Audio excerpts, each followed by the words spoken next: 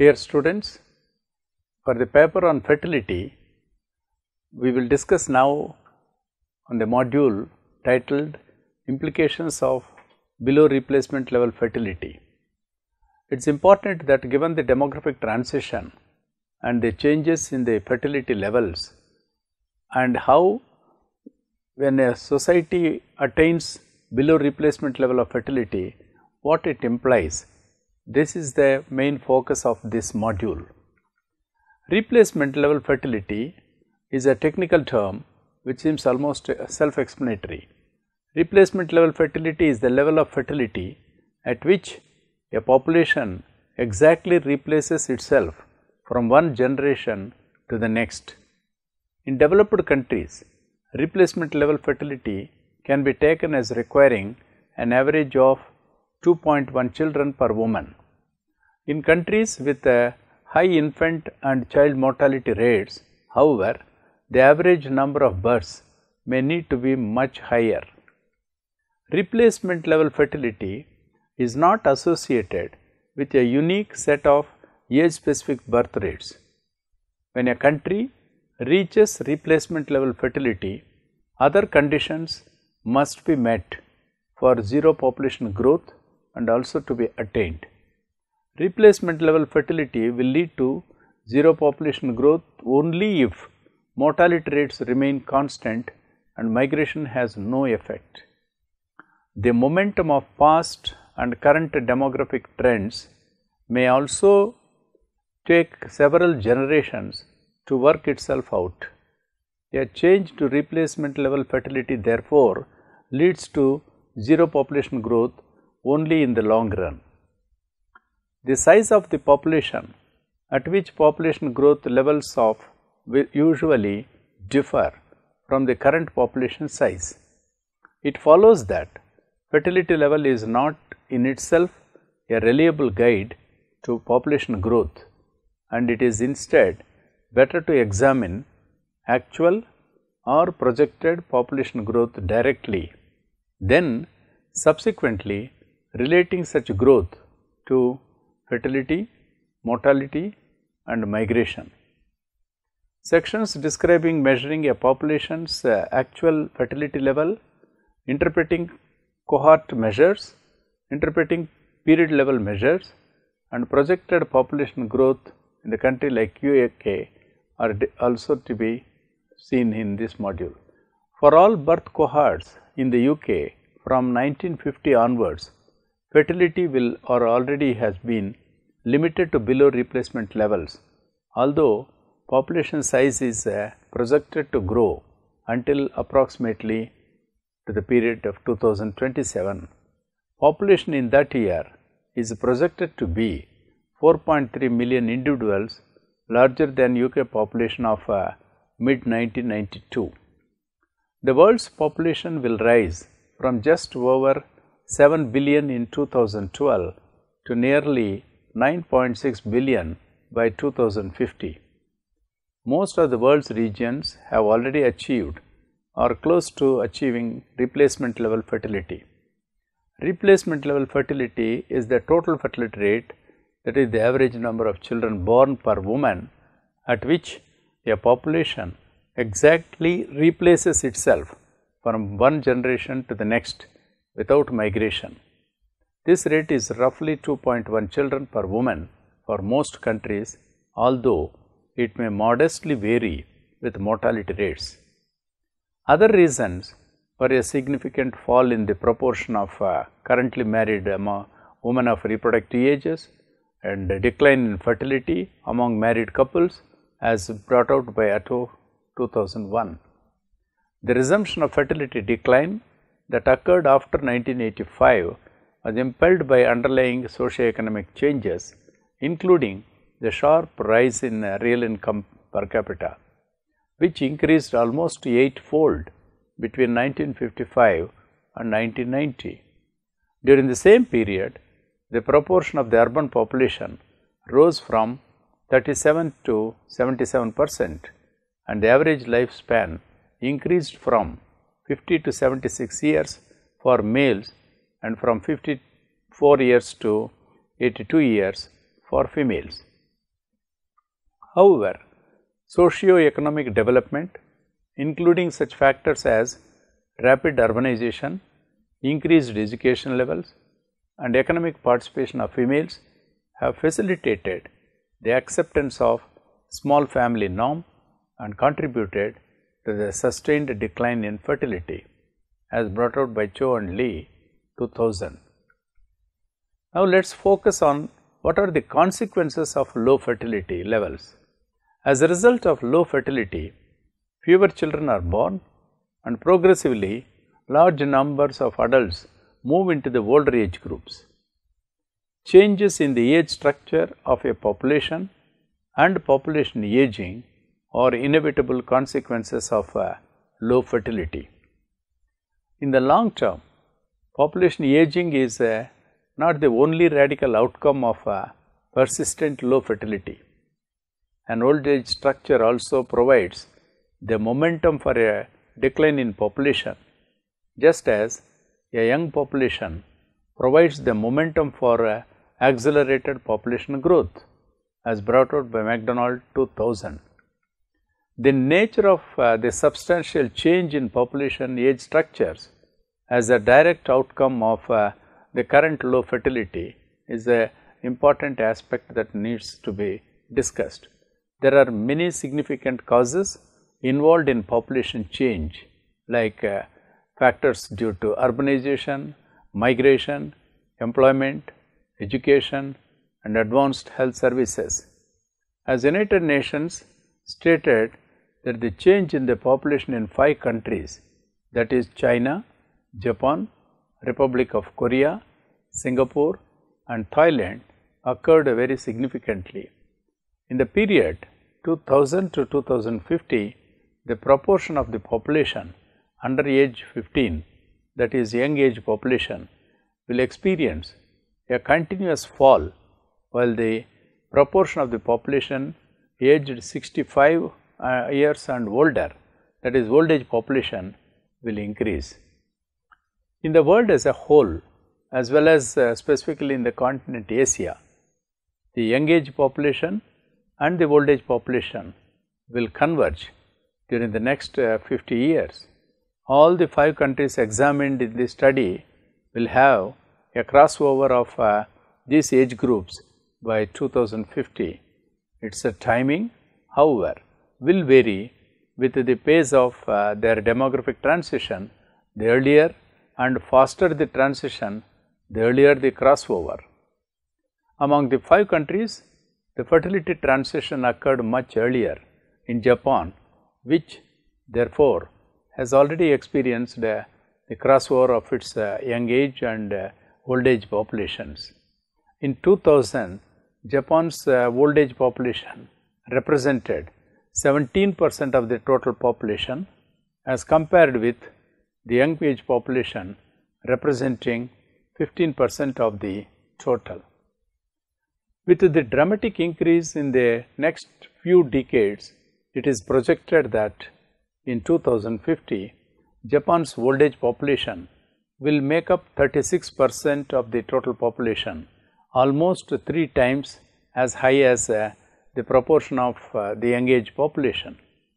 As the changing proportions suggest, Japan will continue to be one of the most aged countries in the world. It is also worth noting that 3.8% of Japan's population in 2000 consisting of population aged 80 years and older, that is oldest world. This fast growing population of the oldest world is projected to constitute 10.4% of the total population in 2025 and 15.5% in 2050, as projected by United Nations 2002. As we can see from the data in the table, that fertility is declining in many countries and the elderly population is increasing, but how does lower fertility impact in these countries? According to economists like Gary Becker and Richard Posner, I quote, "There is growing discussion in many low fertility countries about the negative consequences of having fewer young persons and the prospects already a reality in Germany, Japan, Russia and few other countries with low immigration levels of declining populations. In richer countries, retirement incomes and medical care of the elderly are largely financed by taxes on the younger working population. Low birth rates eventually lead to fewer men and women of working ages and hence a smaller tax base to finance social security payments unless the fewer children born have sufficiently greater amounts invested in their education and other human capital. Although potential difficulties in financing social security benefits are receiving the most attention, other negative effects of low birth rates may be of equal or even greater importance. Low fertility reduces the rate of scientific and other innovations since innovations mainly come from younger individuals. Younger individuals are also generally more adaptable, which is why new industries like high-tech startups generally attract younger workers who are not yet committed to older and declining industries. The great majority of countries have had growing populations during the past 250 years as world population grew at unprecedented rates. Yet, ever since Malthus wrote his great work on the harmful effects of population growth on incomes, group after group have opposed high fertility and growing populations as bad for the world's food supply, standard of living and environment, including local and global pollutions. However, these possible negative effects of larger populations have to be weighed against the sizable benefits from more people. These benefits include a large number of young persons who, as mentioned earlier, are more likely to innovate, such as coming up with more efficient ways to grow food and pay for the benefits to retired men and women. A bigger population also increases the demand for new drugs, software, social networking and other innovations that have increasing returns to the scale of demand, as quoted by Becker and Posner 2013. Let us discuss some of the case studies of countries. Now, at first we discuss about case of Sub-Saharan Africa. Sub-Saharan Africa is the exception to this fertility trend. Its total fertility rate was 5.4 during the period 2005 to 2010, double that of any other region, and it is projected to decline only to TFR 3.2 by 2050. These expected reductions in fertility rates reflect expectations of increasing urbanization, expected declines in child mortality and increases in income among other factors. This total fertility trajectory will result in a population increase of 1.2 billion people in Sub-Saharan Africa, that is mainly from period 2012 to 2050. This increase will more than double the region's current population of 0.9 billion to 2.1 billion by 2050 and quadruple it to 3.9 billion by year 2100, according to the estimate made by the Population Division of the United Nations Department of Economic and Social Affairs, UNDESA. The region's projected growth in population will account for half of the planet's population growth between 2012 and 2050. This projected increase in population poses a food security challenge for the people of Sub-Saharan Africa. The region is already the world's hungriest. According to the Food and Agriculture Organization of the United Nations, FAO, 27% of Sub-Saharan Africa's people are undernourished, while a study by the US Department of Agriculture estimates that it is home to 44% of the world's hungry people. The region currently has the world's lowest crop yields, with the cereal yields of only 1.5 metric tons per hectare per year, roughly half the world's average. Much of the soil has lower carbon content and is depleted of nutrients. Sub-Saharan Africa could reduce the challenge of feeding its population if it were to achieve the replacement level fertility of 2.1 by 2050. Doing so would require a reduction in the region's average total fertility rate at a faster pace than currently projected. According to analysis conducted by the Oxford Institute of Population Aging, such a reduction would result in a sub-Saharan African population of 1.76 billion by 2050, that is roughly 390 million less than UNDAC's most recent medium level fertility scenario as projected for the year 2050. Achieving replacement level fertility in sub-Saharan Africa by 2050 and ensuring it is achieved as projected in other regions could generate a number of benefits. It would reduce food demand by roughly 600 trillion kilocalories per year by mid-century, closing about 9% of the 6,500 trillion calories per year global gap between food available in 2006 and that needed in 2050. More dramatically, it would reduce the size of the projected gap in sub-Saharan Africa's crop production for that period by approximately 1/4. The region already relies on imports for roughly 20% of its staple crops. So, closing this food gap would significantly contribute to food security. Reducing fertility rates could also lead to economic benefits through a demographic dividend. During and after a rapid decline in fertility, a country simultaneously has fewer children to care for and a greater share of its population in the most economically productive age bracket. Researchers estimate that this demographic shift was responsible for up to 1/3 of the economic growth of the East Asian tigers between 1965 and 1990. Furthermore, achieving replacement fertility would reduce agriculture's impact on the environment.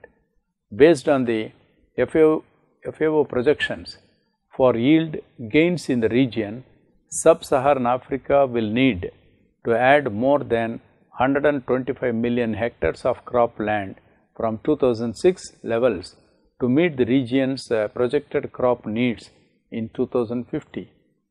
Achieving replacement level fertility would cut needed cropland expansion by 1/3, potentially sparing an area of forest and savanna larger than Germany from conversion.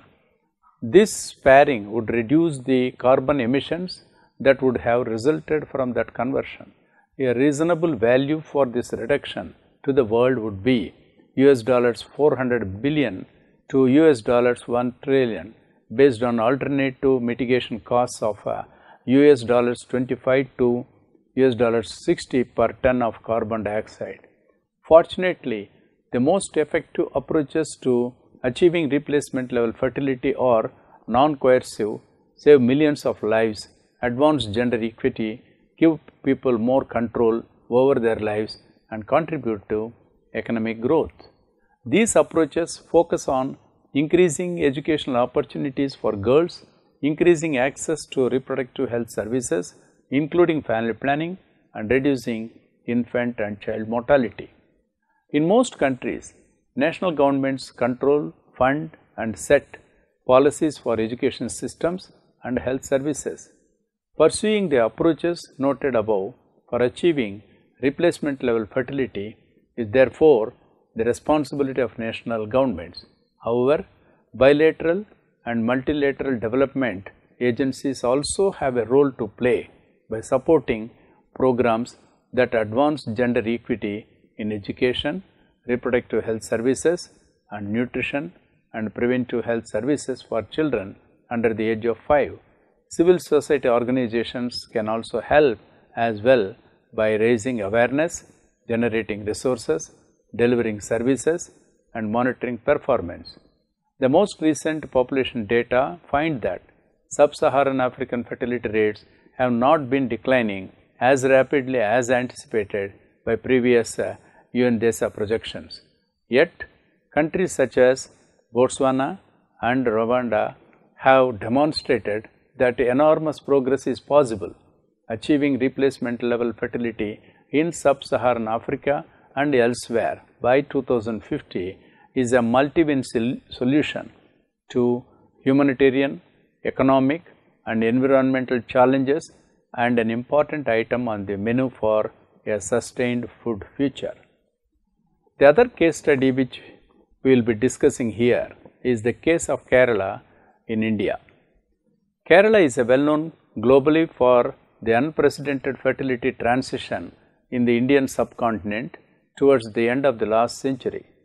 The state has already reached below replacement level fertility level in the 1990s, while the rest of India was experiencing high or mid-level fertility. With this backdrop, an attempt was made to explore here the plausible factors associated with sub-replacement fertility and consequent population momentum in the state of Kerala and to trace their socio-economic and health policy implications. The underlying factors that led to the fertility transition in the state was explored and discussed here. An enhanced level of human development achieved during the last quarter of the 20th century, mainly through developments in social and health sectors, is likely to be the main contributor. Unlike in other states of India, there were historical factors as well that functioned as a catalyst for this, such as widespread education and women's empowerment. As an inevitable demographic impact, population growth due to momentum is expected to be very strong in Kerala, with an age structural transition favoring the world. The so-called demographic dividend invoked by the increase of labor force derived from the youth bulge in the age structure is being lost in the state due to very limited capital investments and political will. Again, as a direct consequence of population growth, population density in Kerala will take a staggering level of 1,101 persons per square kilometer in the year 2026. The ill effects of environmental deterioration and consequent changes in morbidity patterns will have to be dealt with seriously. The very foundations of health policy needs revamping in the light of demographic changes associated with sub-replacement fertility. The tempo of population aging is very high in Kerala. The proportion of population aged 60 and above years is likely to be 20% in the year 2026, whereas it will be around 12% only in the country as a whole. The current level of social and health infrastructure in the state may not be sufficient to cope with the emerging demands of population aging, since the financial and morbidity burdens of the elderly are already quite high. In this regard, Kerala portrays a typical case of the vagaries of the onset of sub-replacement fertility level in the absence of reasonable structural changes in the economic and health fronts. Thus, students, in this module, we are able to focus on the factors that contributed for below replacement level and its implications on the society and also on the future demographic scenario. And in this regard, two case studies also we have focused, one by taking sub-Saharan Africa and the other Kerala in India. Overall, in this module, it is important to understand that given the demographic transition, the fertility transition is bound to occur, and in the process, what it implies and what projections and precautions are required for a society are well addressed in this module.